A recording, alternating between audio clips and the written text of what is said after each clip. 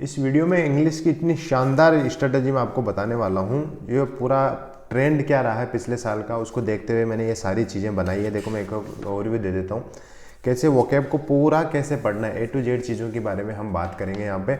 उसके बाद ग्रामर को कैसे आपको पढ़ना है। देखो इस वीडियो के बाद मुझे नहीं लगता SSC के फील्ड में आपको कोई भी वीडियो देखने की ज़रूरत है, स्पेशली इंग्लिश की। जैसे मेरा आपको पता है, मैंने हिंदी मीडियम से होते हुए 198 स्कोर किया था आउट ऑफ 200 इन CGL, और आपके 187 था मेरा CPO में आउट ऑफ 200 मेंस के अंदर स्कोर।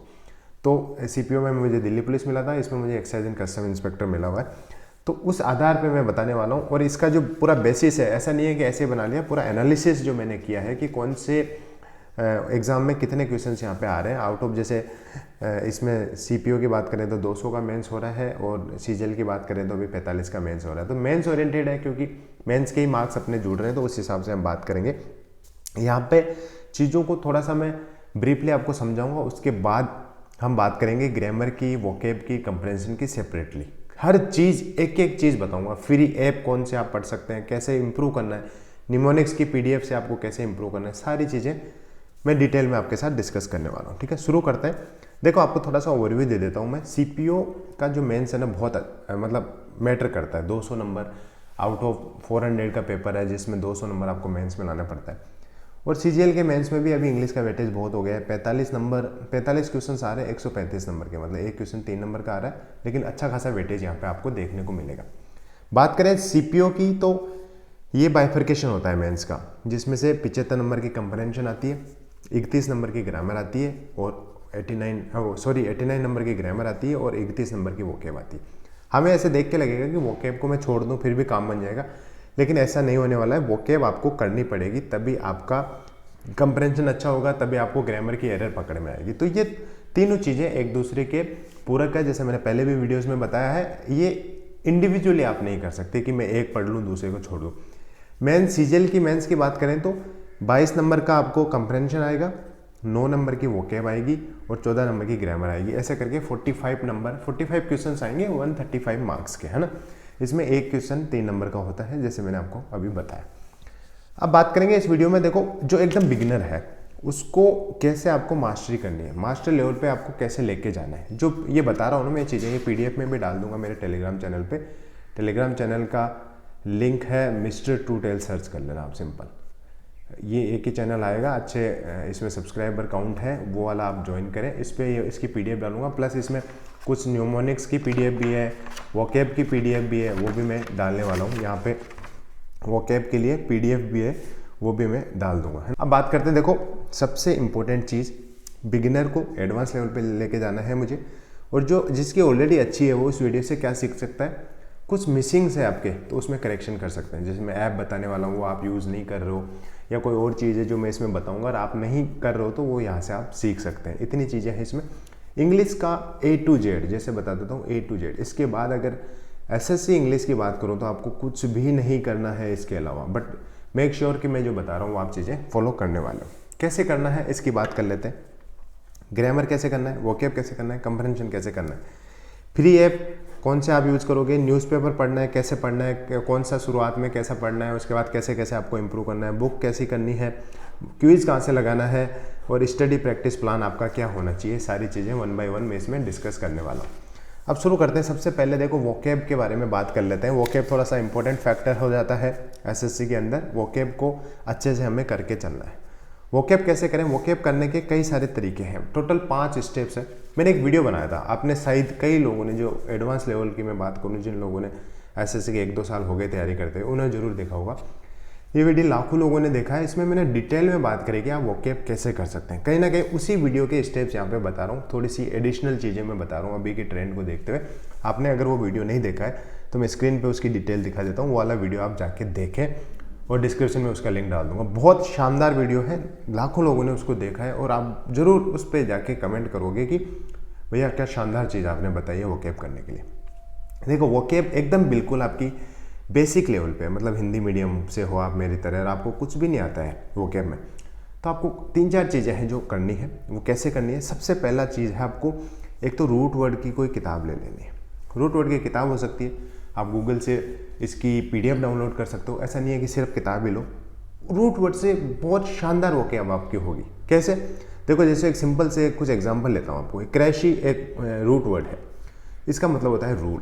अब कहीं कहीं ऑप्शन में आपको कुछ पूछ लिया ऐसा वर्ड, जैसे ऑटोक्रेसी आपको पूछ लिया, आपको नहीं पता है क्या है, लेकिन जब ऑटोक्रेसी क्वेश्चन में आएगा, ऑप्शन में ऐसा आएगा कि कहीं रूल से रिलेटेड कोई चीज़ आएगी तो आप उसको करेक्ट मार्क कर दोगे। तो इससे इतना बेनिफिट होता है कि आपको ऑप्शन मतलब मीनिंग पूरा पता नहीं हो, फिर भी आप पता लगा लेते हो कि इसका पॉसिबल मीनिंग क्या हो सकता है।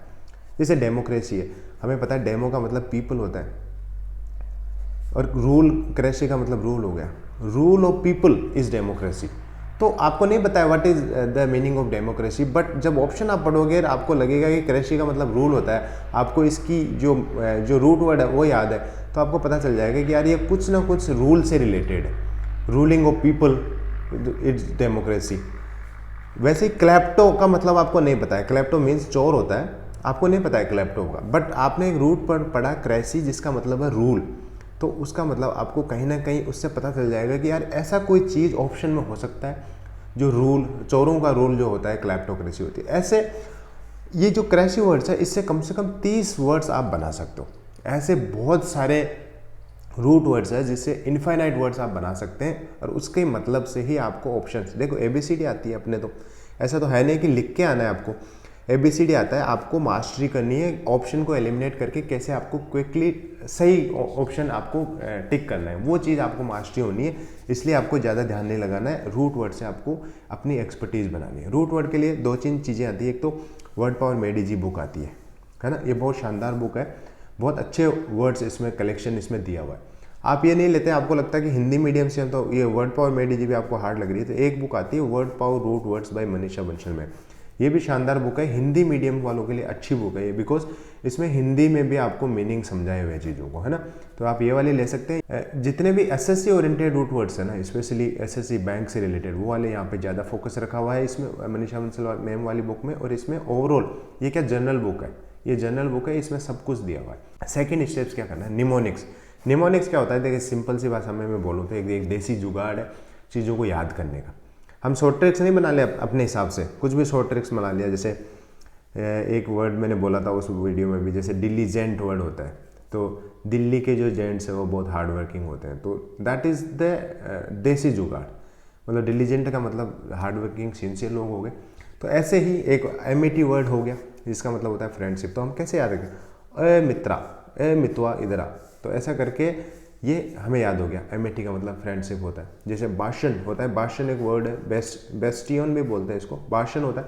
तो मतलब UP's BJP's भाषण, मतलब यहाँ पे स्ट्रॉन्ग होल्ड है इनका, no one can beat BJP in UP। ऐसा मतलब एक फॉर एग्जाम्पल मैं आपको दूँ तो इसका कैसे बना, बेस स्टेशन। देखो हमें पता है कि आर्मी का जो बेस स्टेशन होता है वो हमेशा उसका मजबूत पॉइंट माना जाता है। तो ऐसे एक शॉर्ट ट्रिक है, काइंड ऑफ जुगाड़ है जिससे आप वोकैब याद कर सकते हैं।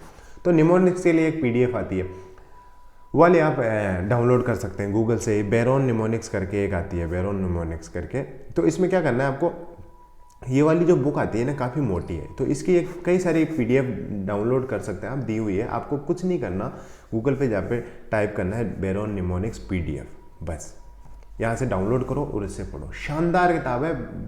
आप मेरे को आपको बोलोगे इस वीडियो के कमेंट बॉक्स में ही कि भैया क्या शानदार चीज़ बताइए। देखो ऐसे ही आपकी मास्टरी होने वाली है वोकैब की। There is no short tricks, but धीरे धीरे सारी चीज़ों को आप शॉर्ट में लेके चलोगे, निमोनिक्स ये जो स्टेप्स फॉलो करोगे तो आपकी शानदार वोकैब होने वाली है। तीसरी एक ऐप आता है nudge.me, मैंने उस वीडियो में बताया, यहाँ पे भी बता देता हूँ। एंड ये इस ऐप से मैंने बहुत ज़्यादा फॉलो करा था ये वाला ऐप मैंने अपनी तैयारी में। इसमें क्या होता है, ये एक जैसे एक वर्ड आ गया, कोई भी वर्ड आ गया, ऐसे मान लो कि अभी जैसे ये वर्ड बताया मैंने, डेमोक्रेसी वर्ड ही बता दिया, डेमोक्रेसी एक वर्ड इसमें आ जाता है कभी। ऐसे क्या है, नोटिफिकेशन आता है, तो एक डेमोक्रेसी वर्ड का नोटिफिकेशन आ गया, आपने पढ़ लिया। उसमें क्या होगा, एक वर्ड आएगा, उसका मीनिंग आएगा यहाँ पे, है ना। ये पढ़ लिया आपने, फिर थोड़े दिन बाद या 1 या 2 दिन बाद फिर ये वर्ड भेजेगा। इस बार डिफरेंट स्टाइल में भेजेगा। इस बार हो सकता है एक फ़ोटो के साथ भेज दे, हो सकता है उसका एक स्टोरी के हिसाब पे भेज दे, हो सकता है फिर थोड़े दिन बाद उसका एक गेम भेज दे, ऐसे क्विकली गेम करने का। मतलब डिफरेंट मेथड्स है इसको। आपको एक वर्ड जो आ गया ना उसको 101% आपको याद करा के माने गए। 900 से 1000 वर्ड्स जो SSC के इंपॉर्टेंट वर्ड्स है, SSC बैंक में जो आ रहे हैं वो वाले यहाँ से आप आराम से याद कर लोगे। बहुत शानदार है। सिनोनिम एंटोनिम सब कुछ आता है, ये वाला आप डाउनलोड कर लें। उसके बाद चौथा स्टेप आपका होना चाहिए जो है आपको नोवेल पढ़ना है। देखो शुरू में थोड़ी सी इंडियन नोवेल से स्टार्ट करो, उसके बाद फॉरेन नोवेल पढ़ो जो आपको अच्छी लगती है, कहानियाँ, लीव द नोवेल, कहानियाँ पढ़ो जो आपको अच्छी लग रही है, जिससे आपको लगता है कि आपको चीज़ें समझ आ रही है, वो कहानियाँ पढ़ो जिससे आपकी वोकैब धीरे धीरे बिल्ड होगी। देखो ये चीज़ें हमें शुरू में नहीं पता होती है कि यार ऐसा कैसे करें हम, हो तो नहीं रही ऐसे, ये ओवरनाइट नहीं होगा, धीरे धीरे आप अपने आप चीज़ों को पढ़ने लगोगे, होएगी और धीरे धीरे आपकी इम्प्रूव हो जाएगी। ऐसे ओवरनाइट रिजल्ट नहीं आएगा, बट आपको पता नहीं चलेगी, बट सबकॉन्शियस माइंड में आपकी धीरे धीरे वोकैब बहुत अच्छी बिल्ड हो जाएगी। फ्री पीडीएफ जितनी भी एसएससी की वोकैब आई हुई है, जिसमें वन वर्ड सब्स्टिट्यूशंस हो, चाहे सिनोनिम हो, चाहे एंटोनिम हो या इडियम फ्रेजेस हो, ये सारे की पीडीएफ मैंने टेलीग्राम चैनल पे डाल रखी है, आप वहाँ जाके ज्वाइन करें और इसको देखें। पांचवा स्टेप है आपको एक अच्छी किताब लेनी है जिसमें एसएससी के प्रीवियस ईयर क्वेश्चन हो या सारी वोकैब हो। ये कहीं ना कहीं ये जो बाकी स्टेप्स में आपने वोकैब पढ़ी है वो कहीं ना कहीं यहाँ पे रिपीट होगी, लेकिन डोंट वरी, आप ये लो, आपको 200 नंबर का एक पेपर देना है जिसमें इंग्लिश आनी है, तो बहुत अच्छा आपको करके जाना है। तो ये वाली लो आप, अवतार आती है एक तो मनीषा बंसल मैम की, या आप ये वाली ले, एमबी पब्लिकेशन की आती है प्रियो शेयर, इसमें ग्रामर की वोकैब प्रैक्टिस भी हो जाएगी, आपकी वोकैब की प्रैक्टिस भी हो जाएगी। ये मार्केट में कई सारी अवेलेबल है, आपको जो बेटर लगे आप वो ले सकते हैं, है ना। अब दूसरी चीज़ बात करते हैं, ग्रामर कैसे करना है आपको। ये थी वोकैब की बात। अब देखो ग्रामर को कैसे मास्टरी करना है, उसके लिए दो तरीकों में मैंने इस चीज़ को बांटा है। आपकी एक, या तो हो सकता है आपकी थोड़ी सी इंग्लिश स्ट्रॉन्ग है, फुल स्ट्रॉन्ग नहीं, मतलब आप हो सकता है इंग्लिश मीडियम से पढ़े हो सकता है आप बहुत अच्छी स्कूल में पढ़े हो कि आपकी इंग्लिश ठीक है, ये आपकी एक बहुत वीक इंग्लिश है, जैसे हिंदी मीडियम मेरे जैसे सरकारी स्कूल में पढ़े हुए कई बच्चे होते हैं जो पढ़ते हैं, कोई दिक्कत नहीं, ये बच्चे भी क्रैक कर जाते हैं, ये बच्चे भी क्रैक कर जाते हैं। ऐसा कुछ नहीं है कि जो इंग्लिश मीडियम से पढ़ा है वही होशियार होता है, जो हिंदी मीडियम से पढ़ा है वो बहुत वीक हो जाता है। धीरे धीरे आप इम्प्रूव हो जाओगे और बराबर आपका स्कोर यहाँ पे आने वाला। जो स्ट्रॉन्ग है वो डायरेक्ट बुक पे जंप कर सकता है, जिसकी ज़्यादा वीक है टेक हेल्प फ्रॉम कोचिंग या यूट्यूब, जो भी आपको बेटर लग रहा है वहाँ से आप पूरा एक एक ग्रामर का टॉपिक पढ़ो। पढ़ना कैसे है, इंग्लिश के लिए आप एसपी बख्शी उठा सकते हो, मतलब इंग्लिश मीडियम वाले एसपी बख्शी बुक उठा सकते हैं, बहुत शानदार बुक है ये भी, बट थोड़ी सी इसकी जो लैंग्वेज है वो डिफिकल्ट है टू अंडरस्टैंड। तो इंग्लिश मीडियम वाले इजीली समझ जाएंगे, बट हिंदी मीडियम वाले वो चीज़ समझ नहीं पाएंगे, तो उसके लिए आप नीतू सिंह की एक बुक आती है ग्रामर की, वो आप उठा सकते हैं। दोनों में से एक बुक आपको लेनी है। करना कैसे है, सिंपल है, आपको थ्योरी पढ़नी है। आप थ्योरी पढ़ रहे हो यूट्यूब से, कोचिंग से, जहाँ पे भी थ्योरी पढ़ रहे हो आप, उस वाले चैप्टर के आपको बुक के क्वेश्चंस लगाने, जो बुक के पीछे दिए हुए हैं क्वेश्चंस वो लगाने, 1 बार 2 बार 3 बार, ये वाला काम आपको करना है। जैसे आप बुक के क्वेश्चंस कंप्लीट करो, उसी टॉपिक के प्रीवियस ईयर क्वेश्चंस आप लगा लो। जैसे मैंने बुक बताया, या आप पीडीएफ डाउनलोड कर रहे हो ऑनलाइन, कहीं से भी आप कर रहे हो, प्रीवियस ईयर क्वेश्चंस लगाओ, फिर से वापस थ्योरी पढ़ो, फिर से बुक के पीछे के क्वेश्चंस लगाओ, फिर से थ्योरी पढ़ो, फिर से ये करो, फिर से ये करो, फिर से ये करो, 3-4 बार ये काम आपको करना है।